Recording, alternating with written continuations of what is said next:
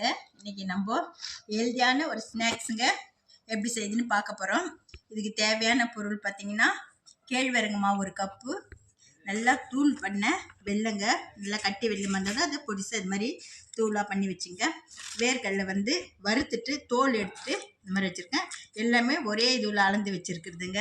இது பேர் சிம்பிளின்னு சொல்லுவாங்க. இது அந்த காலத்தில் பாரம்பரியமாக செய்யக்கூடிய ஒரு உணவுங்க. இது இப்போ நம்ம அதை எப்படி செய்யுதுன்னு பார்க்க போகிறோங்க.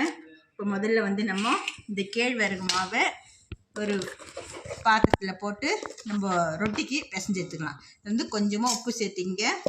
இதை கூட நம்ம எடுத்து வச்சுருக்க மாவை சேர்த்திக்கலாம்.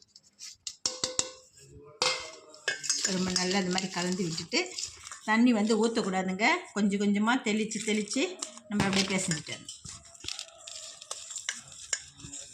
கட்டி இல்லாமல் பிசையணுங்க. ரொம்ப பேர் யாருமே இந்த சிம்பிள்ன்றது யாரும் செய்யறது இல்லைங்க வீட்டில். சப்போஸ் கடையில் கூட ரொம்ப பேர் தெரியாதனால அதை வாங்கிறது கிடையாது. தெரிஞ்சவங்க கடையிலையாவது இதை வாங்கி சாப்பிடுவாங்க. தண்ணி கொஞ்சம் கொஞ்சமாக ஊற்றி நல்லா அது மாதிரி பிசைஞ்சிக்கணுங்க.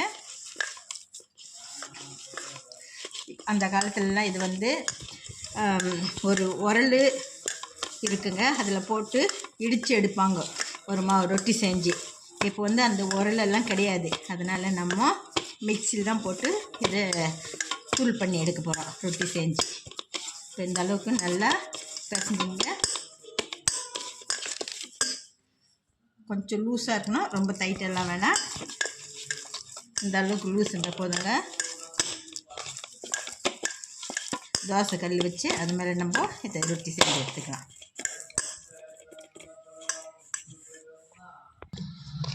இப்போ இது பார்த்திங்கன்னா 2 ரொட்டிங்க நான் செய்ய போகிறது. இந்த மாதிரி உருட்டி எடுத்துங்க.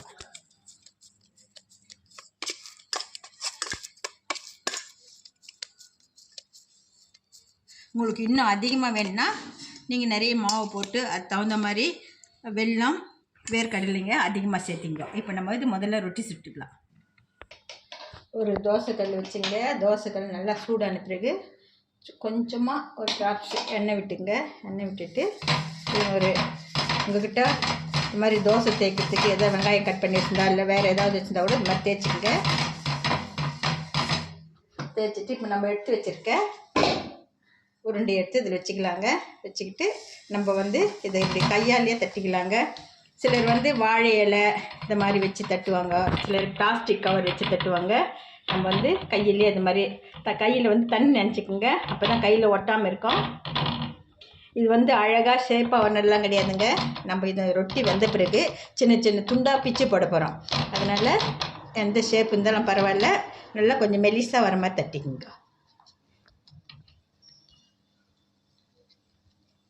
இப்போ கீழ்பாகம் ஒரு 2 நிமிஷம் வேகட்டுங்க நல்லா. இப்போ அப்படியே இதை சுற்றி கொஞ்சமாக எண்ணெய் விட்டுக்கலாம். நெல்லெண்ணெய் இருந்தால் கூட விட்டுக்குங்க நீங்கள்.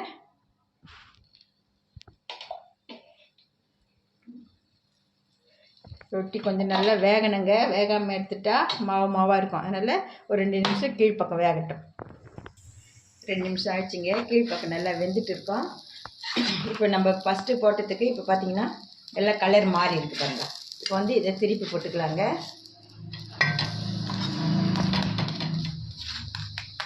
ரொட்டி நல்லா வேகணுங்க. வேகாமலாம் எடுக்கக்கூடாது. அப்படியே சப்போஸ் எடுத்துட்டா கூட நம்ம சாப்பிட்டா வயிறு வலிக்கும். அதனால் ரொட்டி திருப்பி போட்டு நல்லா வேகட்டும். இது ஒரு 2 நிமிஷம் வேகட்டுங்க. பின்பக்கம் 2 நிமிஷம் ஆயிடுச்சுங்க. ரொட்டி நல்லா வெந்துச்சு. பார்த்தாவே தெரியும் பாருங்கள், கலர் நல்லா மாறி இருக்கு. ஒரு பிளேட்டில் எடுத்து வச்சுக்கோங்க. அதே மாதிரி நம்ம இன்னும் வச்சுருக்க மாவை அதே மாதிரி நம்ம எடுத்துக்கலாங்க.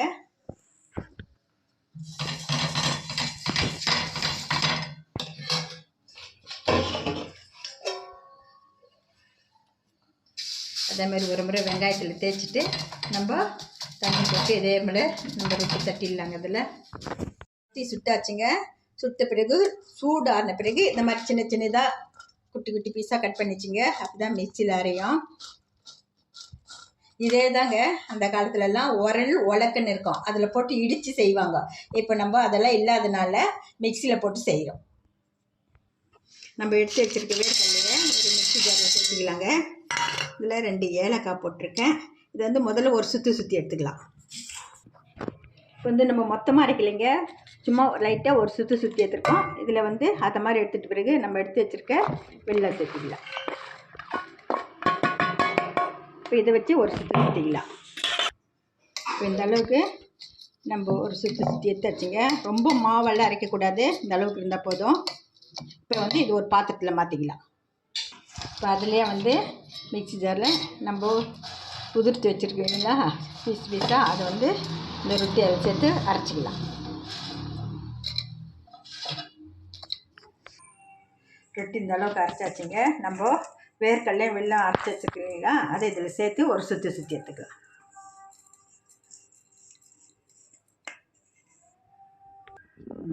இப்போ நம்ம எல்லாத்தையுமே விட்டு வெல்லம், வேர்க்கடலை, கேழ்வரகுமாங்க எல்லாத்தையும் போட்டு ஒரு சுற்றியாச்சு. இப்போ நம்ம ஒரு பாத்திரத்தில் மாற்றிக்கிட்டு நம்மளுக்கு தேவையான அளவுக்குங்க உருண்டை இந்த மாதிரி செஞ்சு எடுத்துக்கலாம். இப்போ ஒரு பாத்திரத்தில் மாற்றிக்கலாம். உருண்டை இது மாதிரி வருங்க. நல்லா நம்ம வந்து இது மாதிரி நல்லா கலந்து விட்டுக்குங்க. நம்மளுக்கு எந்த சைஸ்க்கு வேணுமோ உருண்டை அந்த அளவுக்கு எடுத்து நம்ம இந்த மாதிரி பிடிச்சிக்கணுங்க.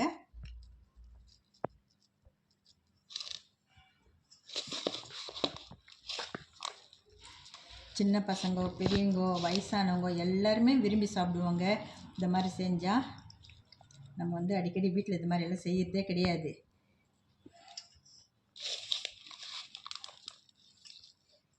இன்னும் உங்களுக்கு உருண்டை பெருசாக வேணாலும் பெருசாக செஞ்சுக்கோங்க.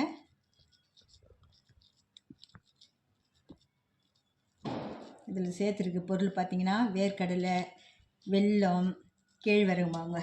எல்லாமே உடம்புக்கு ஹெல்தியான உணவுப் பொருளுங்க.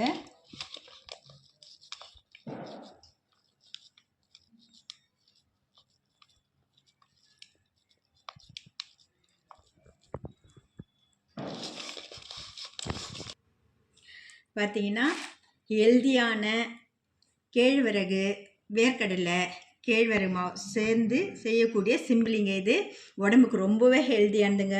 இந்த மாதிரி சாயந்தர டைமில் ஈவன் குழந்தைங்களுக்கு ஸ்நாக்ஸாக கொடுக்கலாங்க. நம்ம எப்போ வேணுமோ அப்போ நம்ம வீட்டிலே செஞ்சால் அப்பப்போ எடுத்து சாப்பிட்டுக்கலாங்க. இந்த மாதிரி எங்கள் வீட்டில் செஞ்சு பாருங்கள். இந்த வீடியோ பிடிச்சிருந்தா லைக் பண்ணுங்கள், ஷேர் பண்ணுங்கள், சப்ஸ்கிரைப் பண்ணுங்கள்.